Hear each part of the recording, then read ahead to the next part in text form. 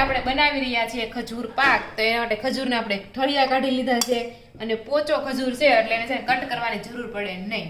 આ બાજુ આપણે ખમણેલું ટોપરું લઈ લીધું છે, કાજુ બદામના ભૂકા લઈ લીધા છે અને આ બાજુ માવો છે આપણી ઘરે, તો ઓબ્વિયસલી આપણે ખજૂર પાકમાં માવો નાખવાના છે. અને આ બાજુ આપણે ઘી લઈ લીધું છે.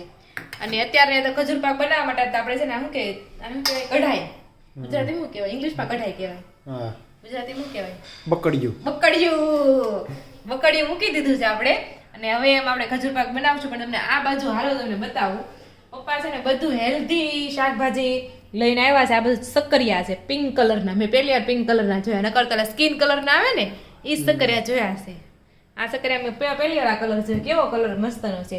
ટમેટા લાવ્યા છે, ગાજર લાવ્યા છે, કાકડી લાવ્યા છે અને કોબી લાવ્યા છે. હેલ્ધી ખાય છે અને હેલ્ધી રહે છે. અને સવારે વહેલા ઉઠીને ઘાસમાં હાલવા હોતને જાય છે. તો મને એવું લાગે છે આપણે પણ એનાથી શું કે ઇન્સ્પાયર થવું જોઈએ ને હાલવા જવું જોઈએ. શું કેવું?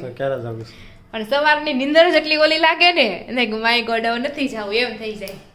કાંઈ નહીં, જાશું. ચાલો તો આપણે બનાવીએ છીએ ખજૂર પાક. તો કોને કોને ખજૂર પાક ભાવે છે એ કોમેન્ટ કરી દેજો. અને તમે શિયાળામાં કયા કયા પાક બનાવો છે કોમેન્ટ કરજો. અમે તો શિયાળામાં ખજૂર પાક બનાવીએ છીએ, અડદિયા પાક બનાવી, 2 પાક અમારો હોય. તમારે કયા કયા પાક બનાવો છે કોમેન્ટ કરવાનું ભૂલતા નહીં. તો ચાલો બનાવીએ ખજૂર